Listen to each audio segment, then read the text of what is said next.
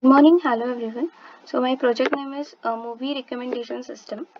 So as we all know that recommendation system is where we have the vast data sets and lots of data, and it's very important to analyze this data and make the right predictions from it.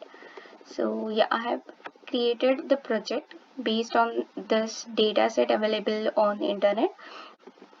So where we use this recommendation system. So there are very popular social websites are there such as Amazon, Netflix, Facebook is there, LinkedIn data, Walmart.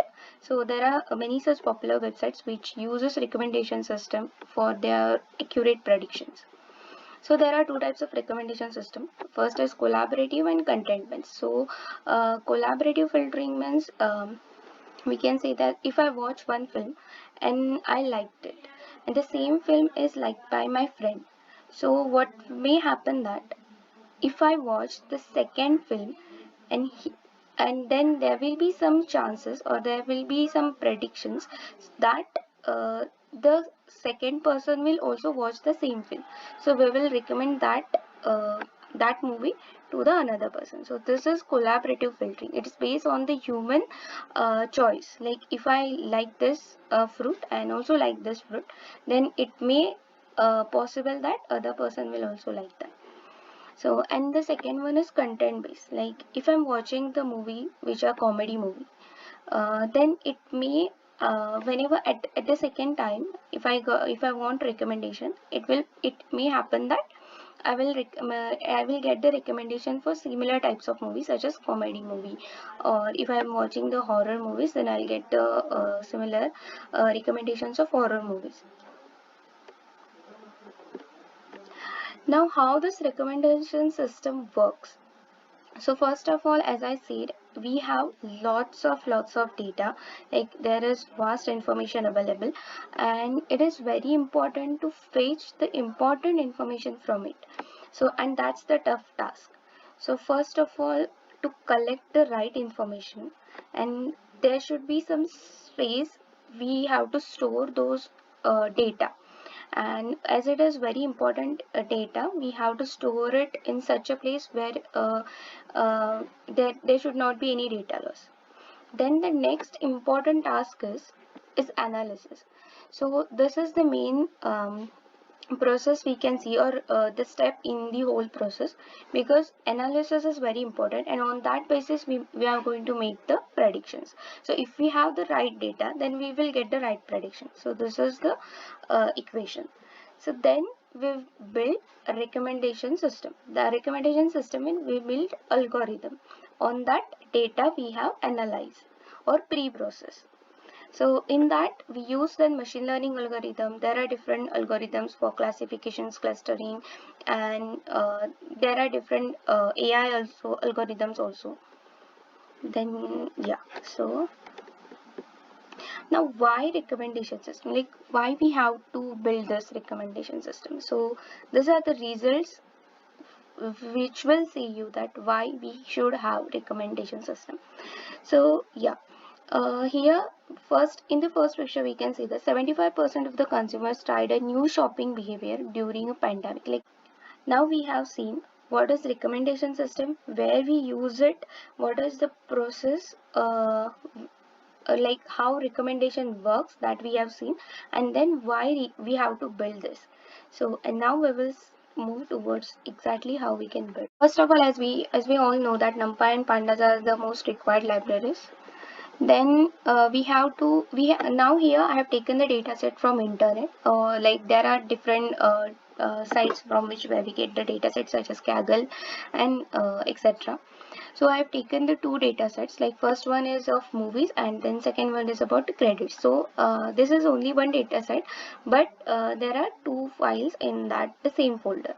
So first is of movies, where we can see that these are the two rows I have taken from the whole data set, and we can see there are columns such as budget, genre, homepage, ID, keywords, original language. In the keywords there are many the most important keywords in from the movie is are taken. Then what is the overview? Overview means in that we have the description about the small description about the whole movie. popularity rating, then production companies, production countries, release date, revenue, runtime, and these are some columns given in the first dataset, which is movies dataset. And we can see here movies.shape. The shape of the dataset is 4803 by 20. This means we have 4803 movies and 20 columns. There are 20 features given. So yeah, and then the second dataset, which is of credit dataset. In that we have title, cast, and crew. So this is the dataset related to this, but they have given the separate files for this. Yes. So what we have to do is we have to merge this two dataset. So while merging, we have to keep in mind that there should be some common. There has to be one common column between two dataset, and based on that common column, we can merge those two data. Because what happens that if I directly merge this two data, then it may happen that this row will get attached to some another row, like there is movie Avatar. This row may merge with some another movie in this first data. So we have to merge this dataset based on the title. So now we can see that the final dataset looks like this. These are the first 5 entries in the dataset, and you can see that now this 3 columns are merged in the previous dataset, which is movies. So yes, and also we can see the shape of data. Now it has 23 columns. Previously, as we have seen, there are 20 columns. Now there are 23 columns. Now this is huge data, and as we say that more the data, more the chances of getting right predictions. But it is also important that we have to take as much data that we should require for the analysis. So we have to skip some of the columns. Those are not important, or they will not give us the more information for our recommendation. Such as this budget is not like very important. I will not say that if some movie has high budget, then I'll watch only those movies. So in this, budget doesn't matter. Also this home page, based on the home page we doesn't watch any movie. So there are such columns we have to avoid, and we have to take only those columns which will be important for a prediction. So we have taken movie ID, title, overview. The overview means in which we have the description, genre. Genre means there are different genres of the movies.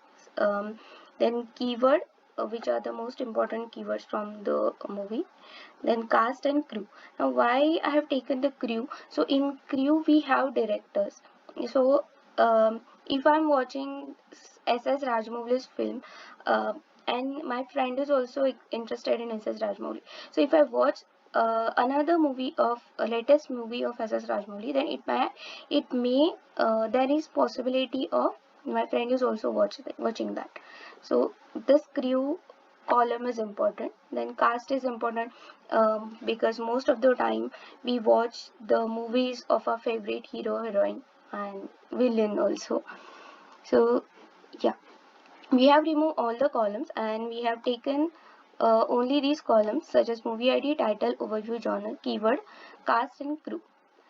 So yeah, this is how dataset looks after removing the columns and taking only the important columns. So now the very important step in data pre-processing or data analysis, or we can say data cleaning, is remove the null values from the data. So to remove the null values, we can use drop any function. Drop any means it will delete the null attribute. So hence we have to use the drop any function. So yeah, then the very important thing is, as you can see here in genre, we are seeing the list of objects, but we collect this data set from the internet. Like there are different techniques such as web crawling, web scraping, and we fetch those data from the internet or from the social media platform, social media website, social media like there are different ways to fetch the data from the internet, and those data coming from the internet are in the JSON format. So we have to convert this JSON format to the list of object thing. So to do that, we have one library which is AST, and here's the function I have written to convert this JSON format string into the list of object. So yeah, and if when we apply this function on the column which is genre, where we have there are many columns such as genre, keyword, cast. Also we can see that these are all string in the string format because they are fetched from the directly from the internet. And if we want to perform some analysis or some action on this data, then we have to convert it into their original format, which is in their list of object format. So yes, hence we have applied this function, and after applying this function on this string, I can see here this is the string which is in the JSON format, and after applying the function on this string, we can see here now this is converted into the list of objects. As I have told that there are three columns such as genre, keyword and cast, which are having the same format, which is JSON. We can convert all of them into the list of objects. So here I have done that first of for genre, for keyword, and then now what about the cast? So in the movie we can see there are different people who are playing different character, but every time every character is not important. While we see most of the time we say okay, this hero's picture is very famous, or this hero is very famous, so we don't see the side character most of the time. So for us, or for recommendation, what is important is hero, heroine or villain. So we will take only those name from this data set, and we will remove rest of it. So as we can see here, in the cast column and the first row. So this is the first row, cast column, 0th index, and in that we can see every character's information is given. So we don't want this cast ID, what is credit ID, what is the gender, and all those things. We want only the name of the hero, the heroine, and the villain who is in it. So we will take only those three names, and the rest of this are the other characters who are in the film. So we don't want those people. So we will write one function such that it will take only the name of the first three objects, which will be hero, heroine, and the villain.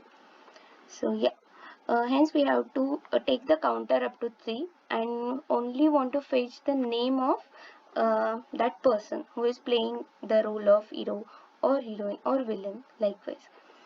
So yeah, so we have converted now cast column, and we can see here we have the Sam Worthington, and we can see this data, we can see this column now. So similarly for crew, as I said, for in the crew we have all the people working for the movie, such as there may be cameraman, there may be other people who is working on the set. So from that we want only the director name. So for that we have to from the crew we want to from the crew we only want to fetch the director data. So we have to write the function for it, and here def fetch director for in we will iterate through the crew column, and if the job is equal to director, we will push that name of the director into the list, and that the list then we will convert it into the column, and we'll merge that column with our data set. So we can see here now in the crew we have only the name of the directors. Now as we can see here is all the data. First of all, what we have done from JSON format, we have converted into the list of object. Then we have find out what is important in each column. Like cast, we have reduced that cast. In crew, we have taken only the important data, which is director. And now what we will do is we will remove extra spaces from all the data. and for that we have to use just a replace function. We will replace all the spaces with like empty string. So yeah, so we have applied all those functions in on the columns such as genre, keyword, cast, and crew. Now we have now the next step is to split the overview column. Now we will split the overview column, and we will make one such description where we will have all this information such as genre, keyword, cast, and crew, so that while prediction it is very it will be easy to find out or to make one feature, and based on that we can find out the similarity between each movie. So what we will do is we will merge all these columns such as overview, genre, keyword, cast, and crew. So before merging, we have to perform all the pre-processing on each data or each column from the data set, and after that, after finalizing the data set, we will merge all this data. So we have merged the data set, we have merged the column in one column, which is movie tags. So in this tag, we will have all the important data from this column. And after adding all the information into one single column, we will delete all those unnecessary data set, unnecessary column, genre, keyword, cast, and crew. So now our data set is looks like this. So from the 23 column, we have converted the data to the only 2 columns, and this process is very important in the recommendation system, because in the recommendation system there is a big role of data set, how you perform different operations on the data, how good your analysis is, and how you have like how you fetch the important data from the given vast data set. So this is very tough task. Now the most important part is building recommendation system. So we have to convert this text into the vector format, and for that we will use count vectorizer. So and then we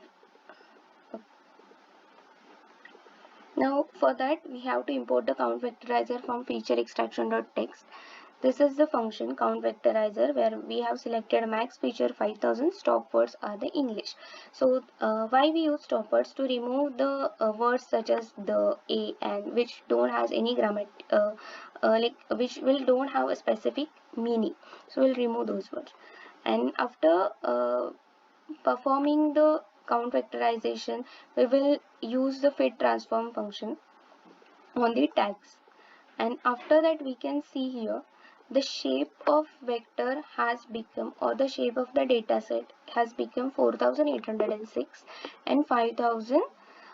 What these are the matrix, like it is a matrix of 5000 words which has selected maximum features from this tags which we have given.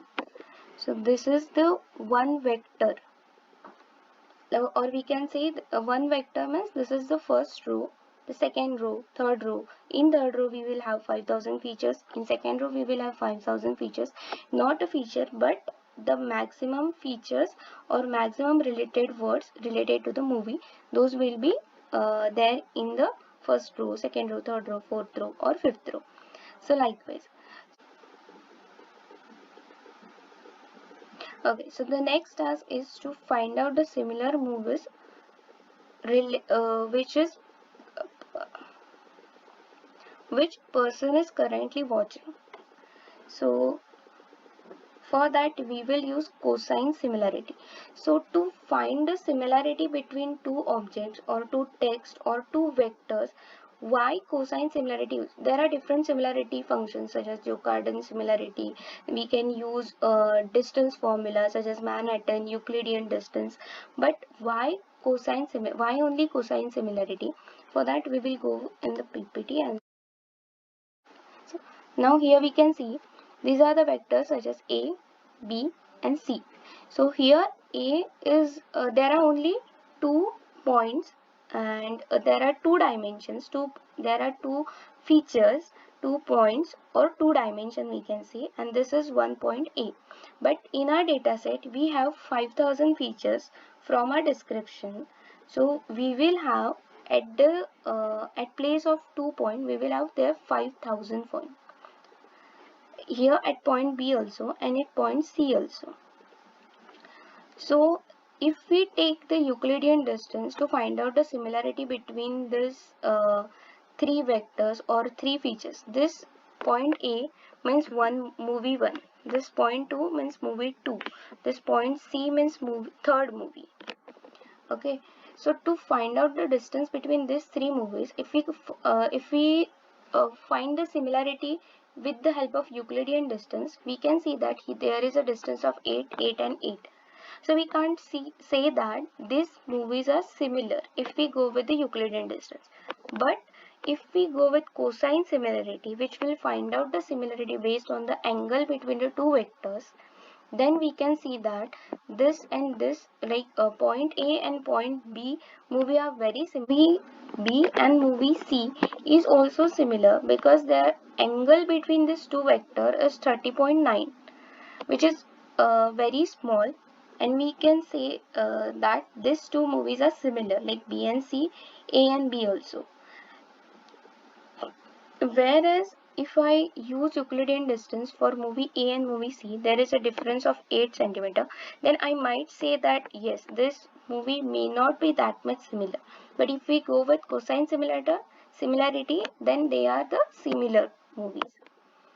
So these are the advantages of cosine similarity. Cosine similarity is beneficial because even if two similar data objects are far apart by the Euclidean distance, because of the size, they could still have smaller angle between them. Smaller the angle, higher the similarity. As we can see here, small the angle, the movies will be similar. And when plotted on multi-dimensional space, the cosine similarity captures the orientation of the data object and not the magnitude. So now here there are only 2 points. That means this is only two-dimensional data set.